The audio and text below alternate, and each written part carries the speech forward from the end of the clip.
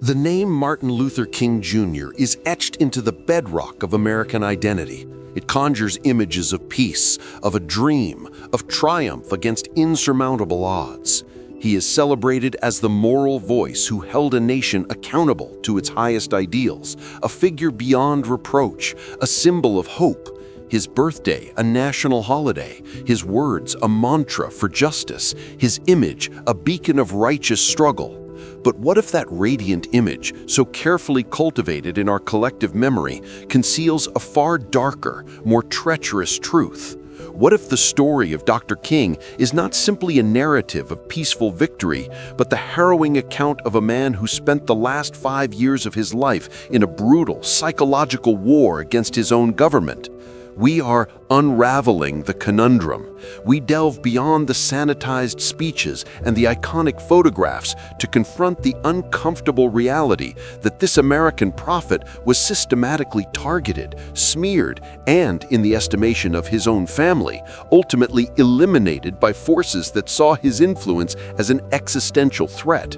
This is the deep biography of Martin Luther King Jr., the iconic leader who was monitored, wiretapped, smeared, and profoundly feared by the very democracy he sought to perfect.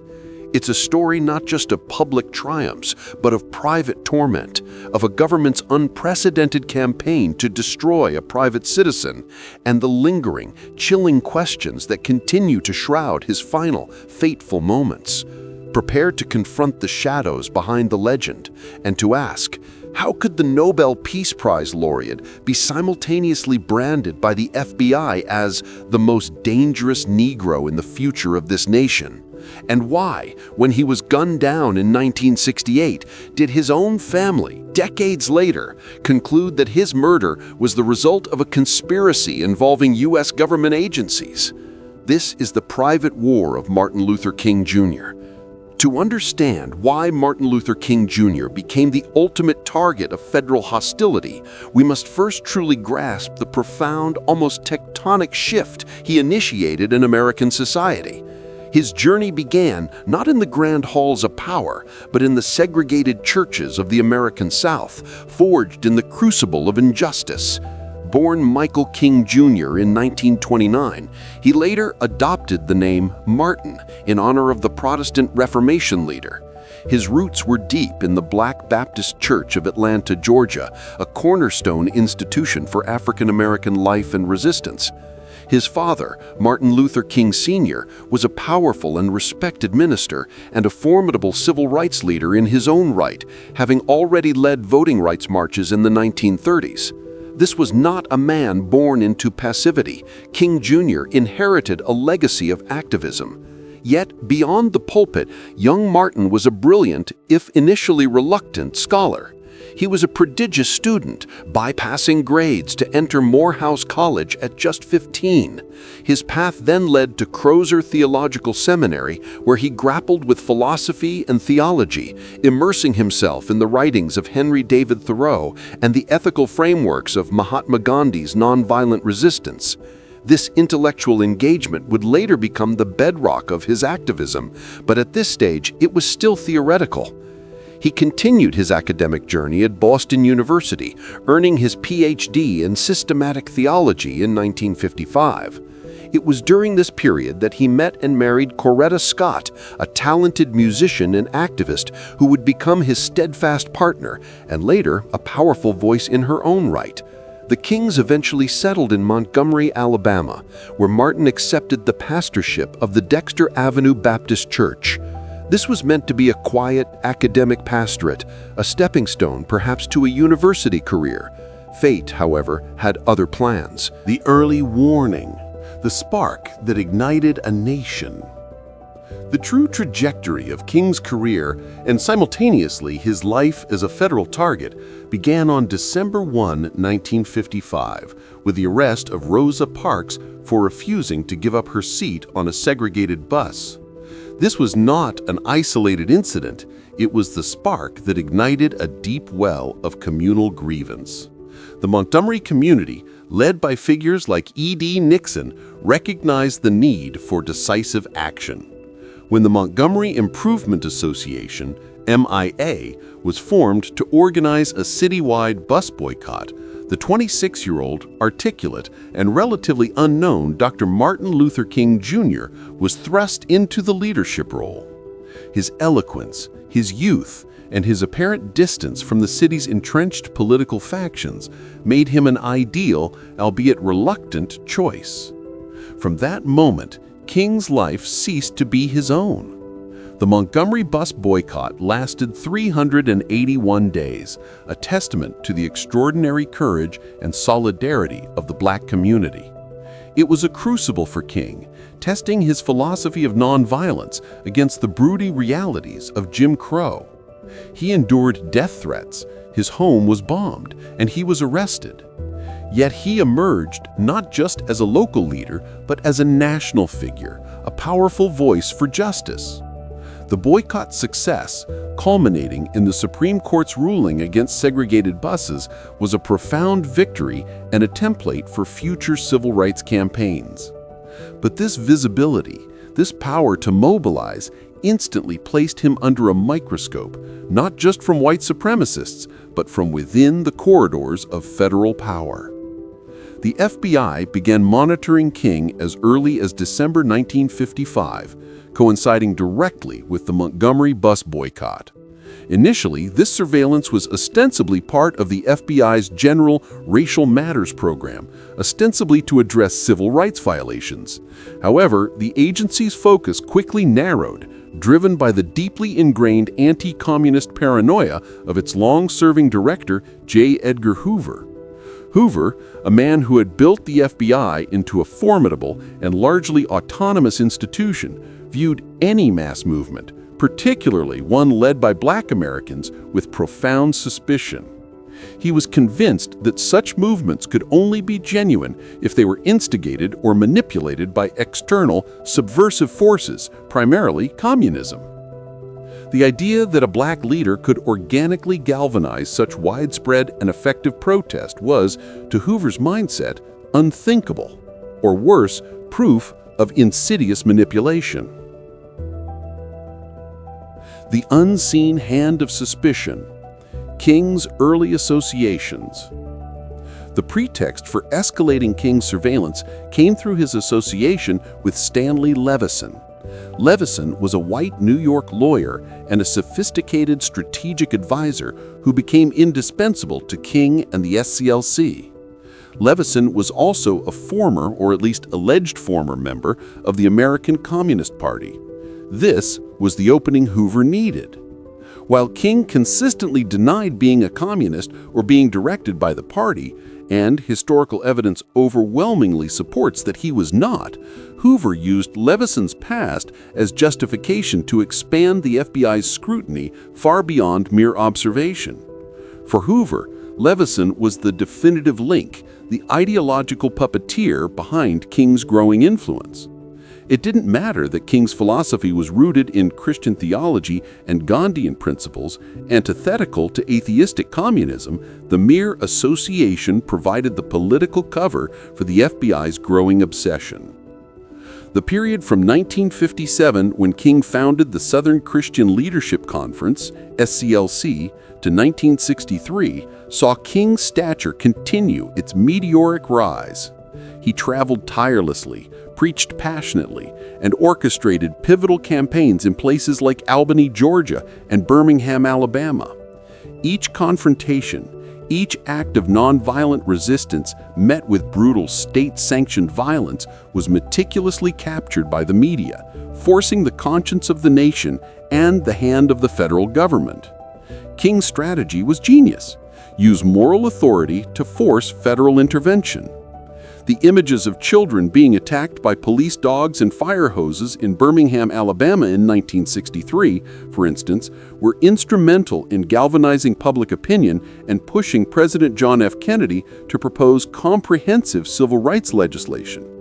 But to figures like Hoover, King's effectiveness was precisely what made him a danger. Hoover was a deeply conservative man, a lifelong product of segregated Washington, D.C., who viewed the rapidly changing racial landscape as a threat to American values. he found King's activism disruptive, his moral appeals a form of coercion, and his mass mobilizations a recipe for social chaos. The narrative of King as an agitator, rather than a liberator, was deeply ingrained in the FBI's institutional culture. The FBI, which had largely been ineffective in investigating white supremacist violence against black citizens and civil rights workers in the South, became extraordinarily effective at monitoring those who challenged the racial status quo. This stark contrast highlights a deeply unsettling truth. The federal government, through its premier law enforcement agency, was more concerned with the perceived threat of a black civil rights leader than with the actual violence perpetrated against black citizens. The point of no return, the March on Washington. The true point of no return for J. Edgar Hoover and the FBI came on August 28, 1963, with the March on Washington for Jobs and Freedom. This monumental event, drawing over 250,000 people to the nation's capital, was a meticulously planned demonstration of unity and resolve. Against the backdrop of the Lincoln Memorial, Dr. King delivered his iconic "I Have a Dream" speech. The speech, a masterful blend of prophetic vision and practical demand, resonated across the globe. It cemented King's status not just as a black leader, but as the moral voice of America, a global symbol of peaceful resistance. For many, it was a moment of hope and inspiration. For the FBI, it was the ultimate confirmation of King's immense, dangerous power. Hoover and his top lieutenants watched, horrified, as King's approval ratings soared. They saw his ability to mobilize such vast numbers, his rhetorical skill, and his burgeoning international recognition as an unprecedented and direct threat to their authority and the established order. It signaled that King was not merely an irritating activist, but a figure who could command national and international attention on a scale that few American presidents could achieve. This perceived threat, compounded by the FBI's failure to find credible communist links, led to a desperate reevaluation of strategy. On October 23, 1963, Attorney General Robert F. Kennedy, under pressure from Hoover and internal FBI warnings about King's alleged communist ties, specifically Levison, authorized a limited wiretap on King's home and SCLC offices. Kennedy's authorization was based on the premise of investigating national security concerns related to communist influence. However, this authorization, intended to be limited and time-bound, was almost immediately and illegally stretched far beyond its original scope by Hoover's FBI. This was not about national security, it was about character assassination. The FBI quickly shifted their focus from finding communist links, which they continued to fail to do, to gathering any and all evidence of moral or financial impropriety that could be used to discredit King. They were convinced that if they could destroy King's personal reputation, they could destroy his entire movement, thereby neutralizing the most dangerous Negro in America. The groundwork was now fully laid for an unprecedented campaign of psychological warfare against a U.S. citizen, one that would redefine the boundaries of government overreach and forever cast a shadow over the triumphs of the civil rights movement. The target was locked, the weapon was ready. In the autumn of 1963, following the triumph of the March on Washington, the federal investigation into Martin Luther King Jr. ceased to be a simple matter of gathering intelligence. It morphed into a weapon. Under the unwavering direction of J. Edgar Hoover, the FBI launched its most aggressive and ethically bankrupt domestic operation in history against an American civilian leader. The target was no longer King's political affiliations. The target was King himself, his morality, his marriage, and his very will to live. This was COINTELPRO, Counterintelligence Program, in its most vicious form, specifically designed not to prosecute, but to neutralize. The transformation of surveillance into warfare. The pivot point from passive investigation to active sabotage was the limited authorization granted by Attorney General Robert F. Kennedy in October 1963. Ostensibly, this permission was granted based on Hoover's insistence that King's advisor, Stanley Levison, was a secret member of the Communist Party and therefore posed a national security threat. However, the FBI quickly realized that the expected evidence of communist plotting would simply not materialize. King's philosophy, rooted in Christian nonviolence and democratic socialism, inspired by early Christian egalitarianism, not Marxist dogma, was ideologically distinct. Hoover, a man driven by deeply conservative political views and a profound antipathy for the civil rights movement, decided the investigation could not stop merely because the evidence had failed to meet the original mandate. For Hoover, King's massive and growing influence, his ability to mobilize the black masses and challenge the societal structure, was, in itself, the national security threat. King was seen as a potential messiah who could unify black nationalists, a terrifying prospect for the segregated establishment. The FBI's focus, therefore, became forensic and prurient, the gathering of and all information regarding King's extramarital affairs. The calculation was chillingly simple. King's entire authority rested on his image as a moral Baptist minister. If that image could be destroyed, his leadership would crumble, his funding would dry up, and the momentum of the movement would be stopped dead. The wiretaps initially authorized for SCLC offices in King's home were thus redirected entirely toward recording and collecting evidence of his private life, an illegal expansion of jurisdiction and a profound abuse of power. The instruments of neutralization: slander and sabotage. The COINTELPRO operation against King, lasting from 1963 to 1968, was a systematic campaign involving hundreds of agents across multiple field offices. It utilized every tool of the state to wage a psychological war against a man who advocated for peace. 1. The weaponized wiretap.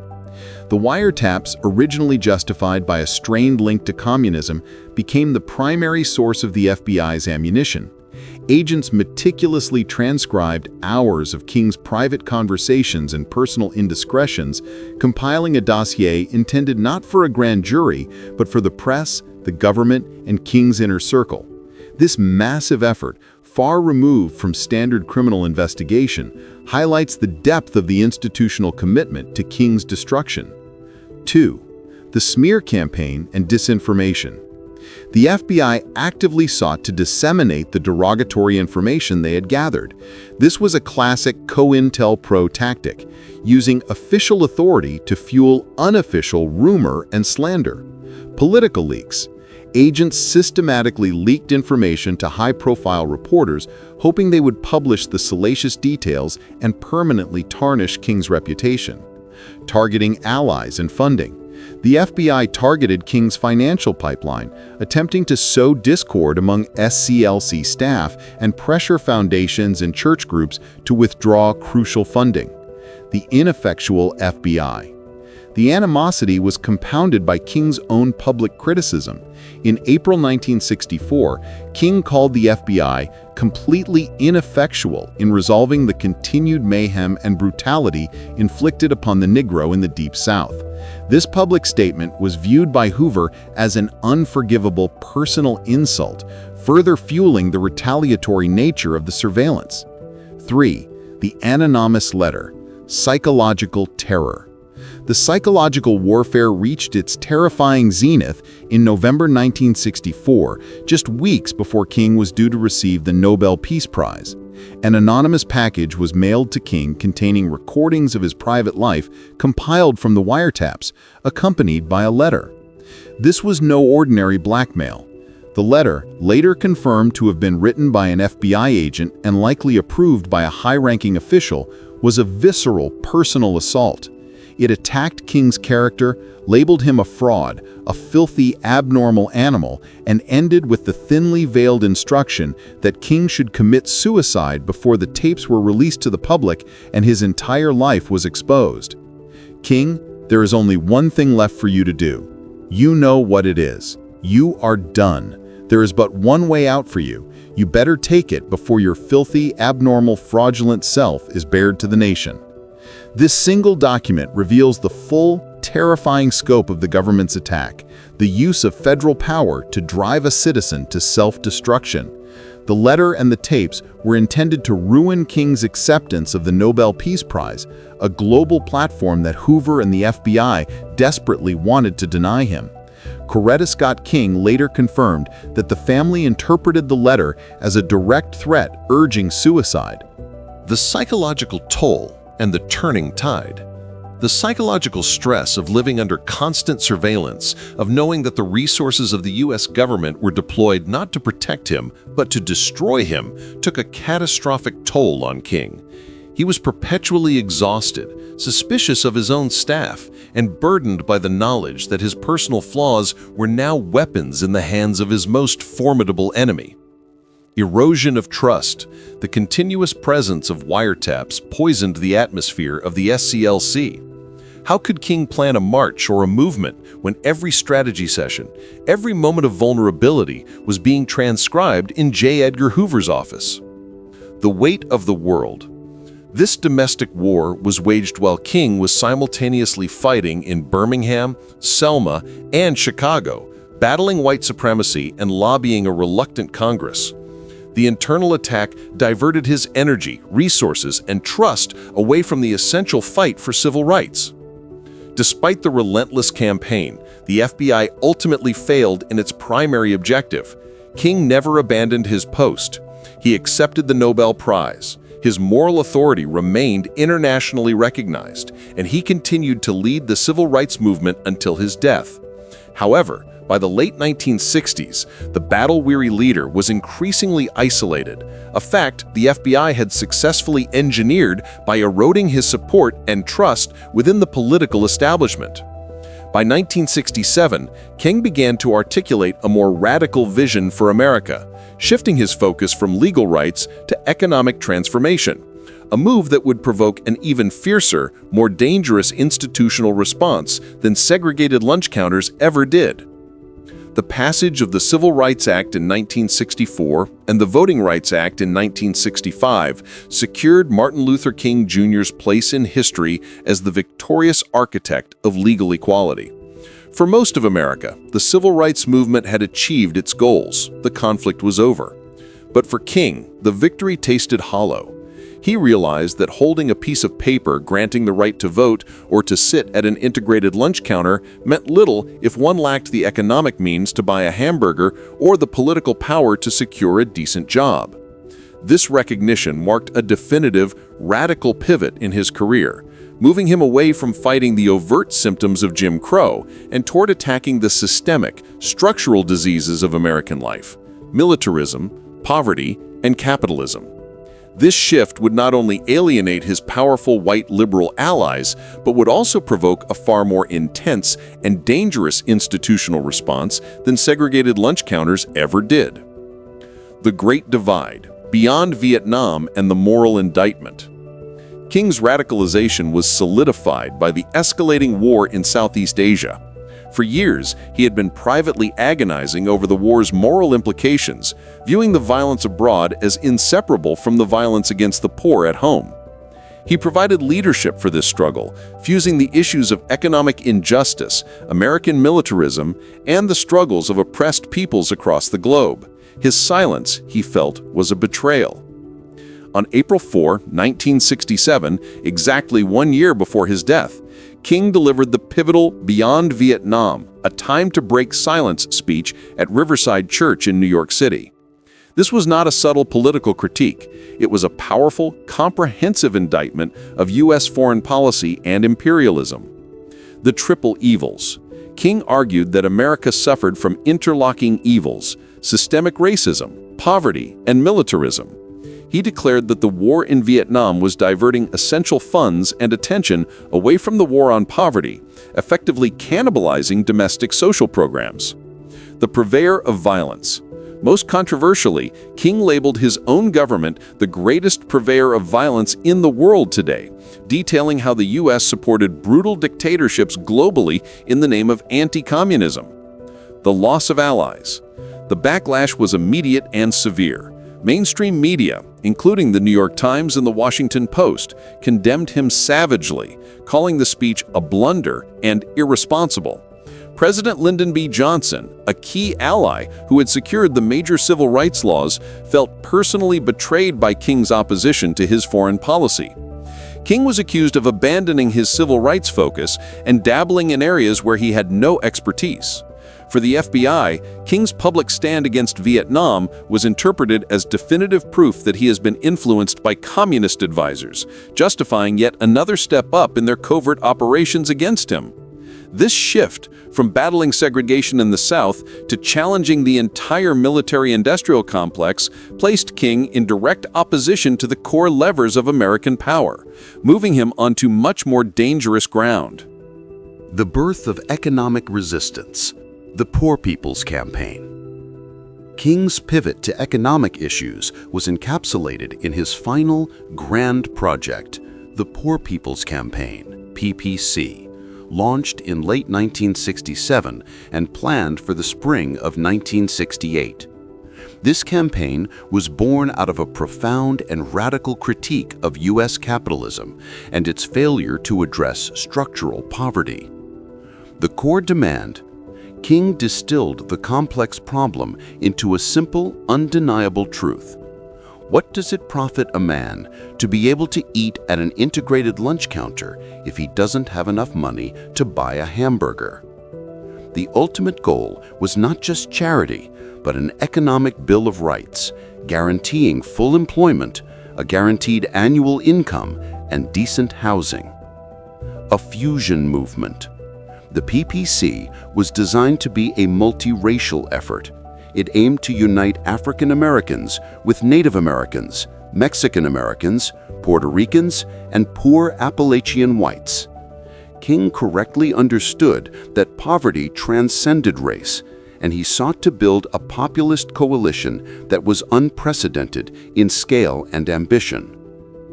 Resurrection City. The plan was to bring thousands of poor people to Washington, D.C., where they would erect a temporary, semi-permanent protest camp called Resurrection City on the National Mall. They would then engage in massive, sustained, nonviolent civil disobedience for weeks, creating immense political pressure. Political threat. This was far more threatening to the establishment than desegregation. The PPC challenged the sacred tenet of American society, capitalism, and aimed to compel Congress to commit to a $12 billion appropriation to fight poverty.